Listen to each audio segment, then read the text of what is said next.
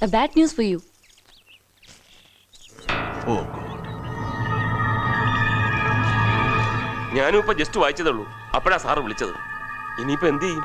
ആകെ കുഴഞ്ഞല്ലോ. അത് ഞാൻ അവിടുത്തെ പോലീസുമായിട്ട് ബന്ധപ്പെട്ടുകൊള്ളാം. തീരുമാനിച്ചിട്ടും യാതൊരു മാറ്റവും ഇല്ല. പരേഡ് നടക്കും. Take care of that.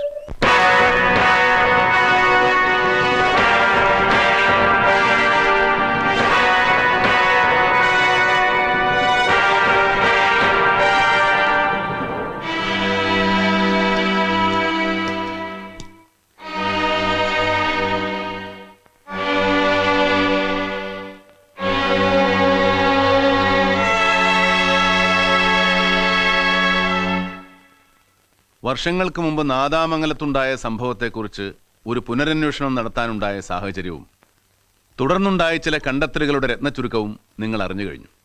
ഇനി ഈ അന്വേഷണം മുന്നോട്ട് പോകണമെങ്കിൽ ഈ ജുബ്ബയുടെയും ഈ മാലയുടെയും ഉടമസ്ഥനെ കണ്ടുപിടിക്കേണ്ടിയിരിക്കുന്നു.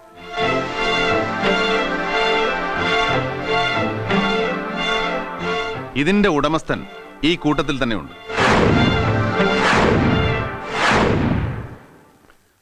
ഗണേഷ് സർ.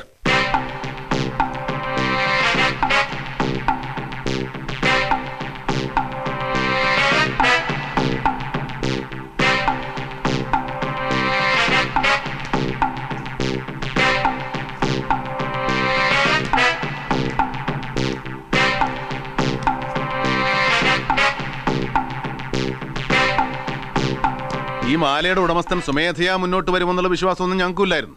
പക്ഷേ മറ്റാർക്കെങ്കിലും ഇത് ഇന്നാരുടേതാണെന്ന് കാണിച്ചു തരാൻ കഴിയും എന്നുള്ള വിശ്വാസം ഉള്ളതുകൊണ്ടാണ് നാട്ടുകാരെയും സാക്ഷികളെയും മൊഴി നൽകിയവരെയും പൗരമുന്നണിക്കാരെയും ഒക്കെ ഇവിടെ വിളിച്ചു വരുത്തിയത്. ഇങ്ങനെ ഒരു മാല നിങ്ങളാരും കണ്ടിട്ടില്ല? ആരെങ്കിലും ഇങ്ങനെ ഒരു മാല നഷ്ടപ്പെട്ടതായി പറഞ്ഞു പോലും കേട്ടിട്ടില്ല?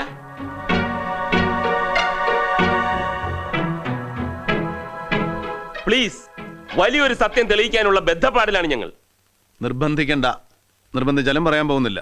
എന്ന് വെച്ച് നമുക്കങ്ങനെ വിട്ടുകളയാൻ പറ്റില്ലല്ലോ. കേസ് തെളിയിക്കണ്ടേ? Sir, sir, sir.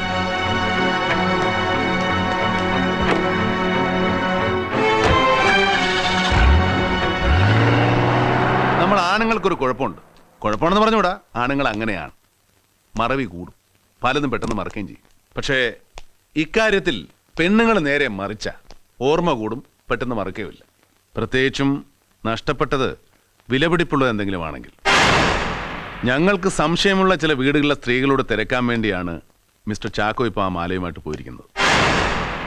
ആ സ്ത്രീ ചിലപ്പോൾ ഭാര്യയാവാം, വേലക്കാരി തള്ളയാവാം, സഹോദരിയാവാം, ചിലപ്പോൾ കാമുകിയും ആവാം, അല്ലെങ്കിൽ അമ്മയോ മറ്റാരെങ്കിലുമോ ആവാം. ചാക്കോ മടങ്ങി വരുന്നതുവരെ ഇവിടെ നിന്ന് ആരെയും പോകാൻ അനുവദിക്കുന്നതല്ല. അസൗകര്യത്തിന് മാപ്പ് ചോദിക്കുന്നു.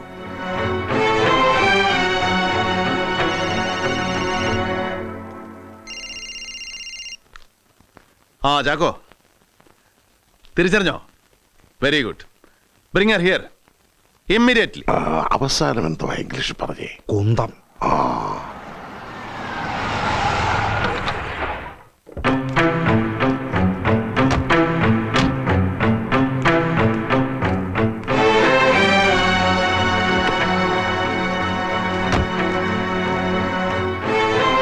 ചേട്ടാ, മാല കിട്ടി. 4-5 വർഷം മുമ്പ് കാണാതെ പോയതാണ്. കിട്ടുമെന്ന് നിരൂപിച്ചതേ ഇല്ല. സ്വപ്പ പൊട്ടിപ്പോയി. പക്ഷെ കുഴപ്പമില്ല, സാധനം കിട്ടിയല്ല. ചേട്ടാ, ഈ സാറാണ് ഈ മാല കൊണ്ടുവന്ന് കാണിച്ച് നമ്മളെ കാണാൻ ചോദിച്ചത്. ഏതോ കള്ളനെ പിടിച്ചപ്പോ കൂട്ടത്തിൽ അയാൾ നമ്മളെ മാലയെ പണ്ട് മോട്ടിച്ചിട്ടുണ്ടെന്ന് സമ്മതിച്ചെന്ന്. ഏത് മാല? എപ്പോ പോയി? ആര് പൊട്ടിച്ചു? ഇത്ര ഒട്ടന്ന് മറന്നുപോയാ? ചേട്ടാ, അന്ന് രാത്രി പള്ളി പെരുന്നാളിന് നാടൻ കാണാൻ പോയിട്ട് വന്ന് എന്നോട് പറഞ്ഞില്ലേ എന്റെ മാല കാണാനില്ല, ആരോ പൊട്ടിച്ചെടുത്തതാണെന്ന്. അന്നേ ഞാൻ ദേവിക്ക് വഴിപാട് നേർന്നയാണ്. മറന്നുപോയേട്ടാ? ആണുങ്ങളായാൽ ചിലപ്പോൾ മറന്നിരിക്കും. പേരെന്താന്നാ പറഞ്ഞേ? വിജയമ്മ. ആ മാല ഇങ്ങ് തന്നേക്ക്. വിജയമ്മ ഇനി പോയിക്കോളൂ. മാല അങ്ങ് എത്തിച്ചേക്കാം. ചേട്ടന്റെ കൊടുത്തയച്ചാ മതി. വേഗം വന്നേക്കണേ. വരട്ടാ. ഓ, നമ്മൾ ചോദിക്കാതെ തന്നെ സത്യം നമ്മളെ തേടി വന്ന് കണ്ടില്ലേ? മാല, രാത്രി, പള്ളിപ്പെരുന്നാള്, നാടകം ഒക്കെ കണക്റ്റഡ് ആയില്ലേ? That's it.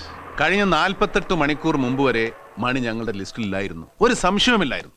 അന്ന് രാത്രി മണിയുടെ കടയിൽ ഞങ്ങൾ വന്നപ്പോൾ പറഞ്ഞ ഒരു ചെറിയ നുണ, ഒരു പ്രയോജനമില്ലാത്തൊരു നുണ ഈ കേസിന്റെ വളരെ സുപ്രധാനമായ ഒരു ടേണിംഗ് പോയിന്റായി. അതുകൊണ്ടാണ് മാലയുടെ ഉടമയെ തേടി പോകുന്ന കൂട്ടത്തിൽ മണിയുടെ വീട്ടിലൊന്ന് കയറാൻ ഞാൻ പറഞ്ഞത്. ആ ഡെവലപ്മെന്റ്സിനെ കുറിച്ചൊക്കെ നമുക്ക് പിന്നീട് വിശദീകരിക്കാം. ആദ്യം മാലയുടെ കഥ പറ. ഈ ജുബ്ബയും മാലയും സാരിയും ടോർച്ചും ഒക്കെ എങ്ങനെ മണ്ണിനടിയിൽ വന്നു, ആര് കുഴിച്ചിട്ടു എന്നൊക്കെ മണിയുടെ വായിൽ നിന്ന് തന്നെ ഞങ്ങൾ കേൾക്കണം. ഈ ജുബ്ബയും മാലയും ഞാൻ കണ്ടിട്ടില്ല, എന്റേതല്ല എന്നൊക്കെ വാദിച്ച് തടിതപ്പാൻ ശ്രമിച്ചാൽ നടക്കില്ല. സ്വന്തം ഭാര്യ തന്നെ നൽകിയ തെളിവിന് മേൽ മറ്റൊന്നും നിലനിൽക്കില്ല. അതുകൊണ്ട് വേഗം പാടാൻ തുടങ്ങിക്കോ മണി. കഥയൊക്കെ ഏതാണ്ട് ഞങ്ങൾ ഊഹിച്ചു കഴിഞ്ഞു. പക്ഷെ അത് താൻ തന്നെ പറഞ്ഞു കേൾക്കണം. ബുദ്ധിമുട്ടുണ്ടെങ്കിൽ ഞാൻ തുടങ്ങിത്തരാം. മാണിക്കുഞ്ഞ് സാറിന്റെ കുടുംബവും ഞാനും തമ്മിൽ വർഷങ്ങളായ അടുത്ത ബന്ധമുണ്ട്. ആ ബന്ധം എങ്ങനെ വഷളായി അത് മാത്രം അറിഞ്ഞാൽ മതി ഞങ്ങൾക്ക്. കം ഓൺ മണി. ഈ വീട്ടിൽ എനിക്ക് പൂർണ്ണ സ്വാതന്ത്ര്യം ഉണ്ടായിരുന്നു. വർഷങ്ങളായിട്ട് ഇവിടുത്തെ തയ്യൽ ജോലികൾ ചെയ്തുകൊണ്ടിരുന്നത് ഞാനാ. ഒരു ദിവസം ഒരെണ്ണവും പാകാകുന്നില്ല മണി, വല്ലാത്ത ടൈറ്റ്. അളവ് ബ്ലൗസിനാ എല്ലാം തയ്ച്ചത്. പക്ഷെ ഒന്നും ഉപയോഗിക്കാൻ പറ്റില്ലെന്ന് വെച്ചാ? അത് ഇടയ്ക്ക് തടി വെച്ചതുകൊണ്ടാ. ഇനി പുതിയ അളവിനുള്ള ബ്ലൗസ് തരണം, അല്ലെങ്കിൽ അളവെടുക്കണം. അളവെടുക്കണമെങ്കിൽ എടുക്കണം.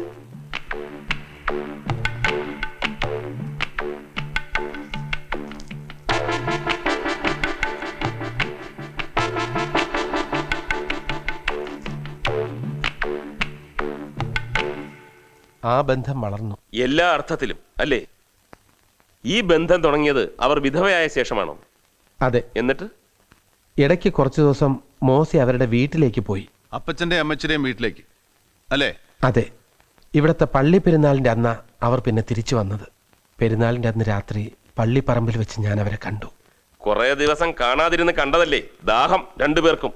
നാടകം കാണൽ നിർത്തി കഴിഞ്ഞ് പോന്നു അല്ലയോ? എന്നിട്ട്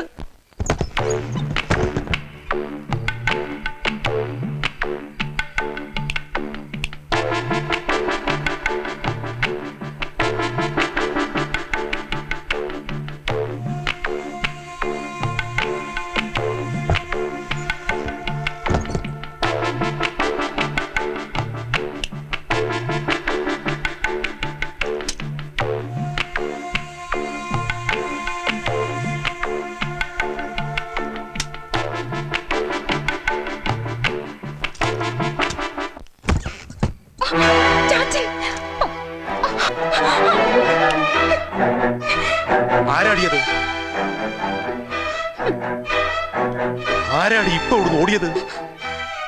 ആരാടിയവൻ? പറയടി.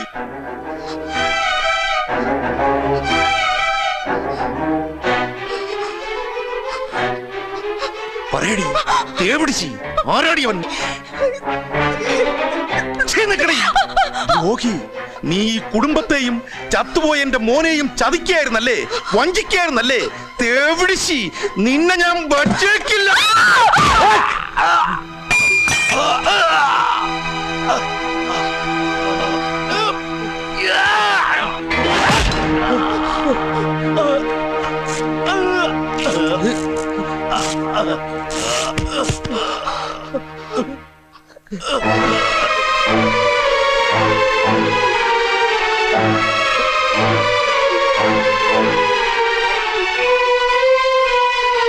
വേറെ മാർഗമില്ലായിരുന്നു.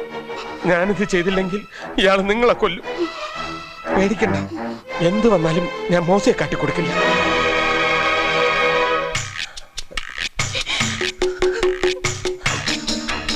ബോഡി എത്രയും പെട്ടെന്ന് ഇവിടുന്ന് മാറ്റണം. ഞാൻ പോയി ഏതെങ്കിലും വണ്ടി കൊണ്ടുവരാം. ചോര, ജുബ്ബയില് ചോര.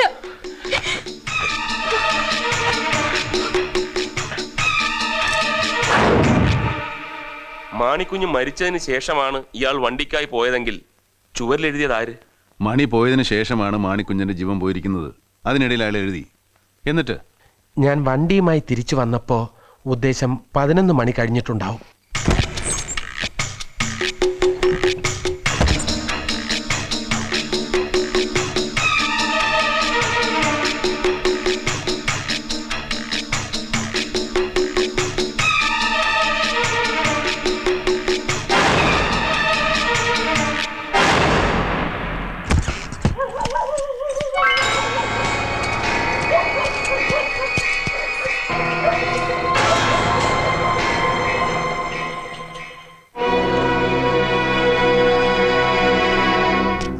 ക്രൂരമായ കൊലപാതകം നടത്തിയതിനു ശേഷം സത്യം പുറത്തു കൊണ്ടുവരാൻ പൗരമുന്നണിക്ക് നേതൃത്വം നൽകുക, CBI കൊണ്ട് അന്വേഷണം നടത്തിപ്പിക്കുവാൻ ഹർജി കൊടുക്കുക, തന്റെ ചങ്കൂറ്റം സമ്മതിച്ചിരിക്കുന്നു.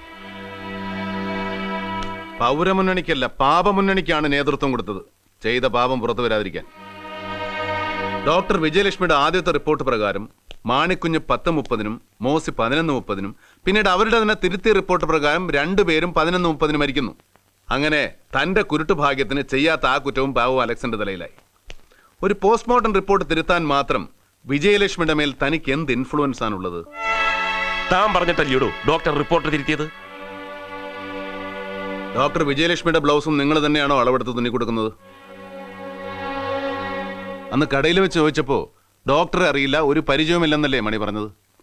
പക്ഷേ കഴിഞ്ഞ 48 മണിക്കൂറിനുള്ളിൽ നിങ്ങൾ പരസ്പരം വളരെ അടുത്ത പരിചയക്കാരാണെന്നുള്ളതിന് തെളിവ് CBIക്ക് ലഭിച്ചതാണ് ഞാൻ നേരത്തെ പറഞ്ഞ ഈ കേസിന്റെ സുപ്രധാനമായ ടേണിംഗ് പോയിന്റ്. കഴിഞ്ഞ 2 ദിവസമായി ഡോക്ടറെയും കാത്തുനിന്ന് എൻ്റെ സഹപ്രവർത്തകന് ഡോക്ടറെ കാണാൻ കഴിഞ്ഞില്ല.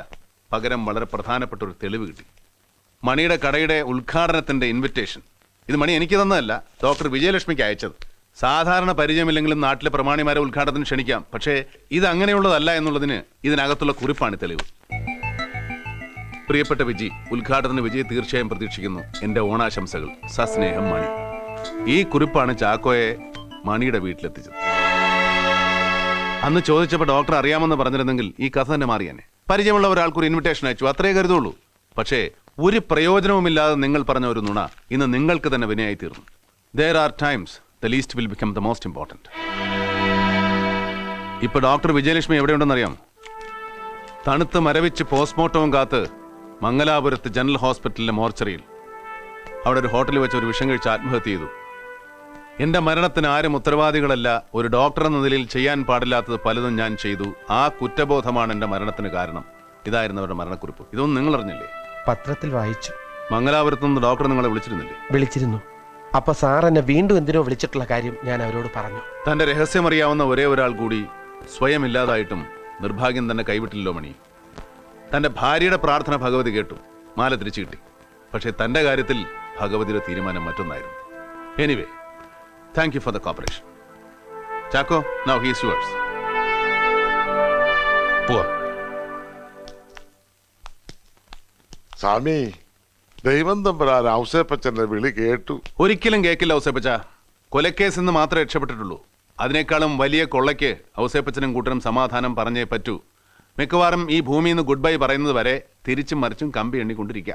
അയ്യോ, ഒരു വ്യക്തിയോടും വിരോധമോ വൈരാഗ്യമോ എനിക്കില്ല. എന്റെ ശത്രു അസത്യവും അനീതിയും മാത്രമാണ്. ഒരുപാട് ജീവിതം ബാക്കിയുണ്ട്. നല്ല മനസ്സാണെങ്കിൽ തിരുത്തണം. ക്ഷണം സ്വീകരിച്ചുവെന്ന് സഹകരിച്ച എല്ലാവർക്കും നന്ദി.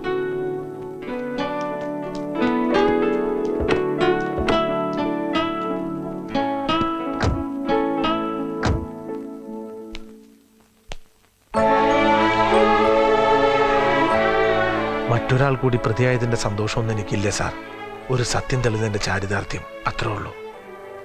അറപ്പോടും വെറുപ്പോടും ഭയത്തോടും മാത്രം ആളുകൾ ഓർക്കാൻ ആഗ്രഹിക്കുന്ന എൻ്റെ ജീവിതത്തിൽ ചെറിയൊരു പ്രകാശം സാറ് കാരണമുണ്ടായി. എനിക്ക് വേണ്ടി പ്രാർത്ഥിക്കാൻ മറ്റാരുമില്ല. സാറിൻ്റെ ആത്മാവിന് വേണ്ടി പ്രാർത്ഥിക്കണം. അങ്ങനെയൊക്കെ തീരുമാനിക്കാൻ വരട്ടെ അലക്സ്. CBIയുടെ ചരിത്രത്തിൽ തന്നെ ഒരു തീരാക്കളങ്കമായി തീർന്നേക്കാവുന്ന ഒരു അപകടത്തിൽ നിന്ന് CBIയുടെ മുഖം രക്ഷിക്കാൻ നിമിത്തമായത് അലക്സ. ആ കടപ്പാട് ഞാൻ എങ്ങനെ വീട്ടും? ഞാൻ ശ്രമിക്കാം. ദൈവം അലക്സിനോടൊപ്പം ഉണ്ടാവും.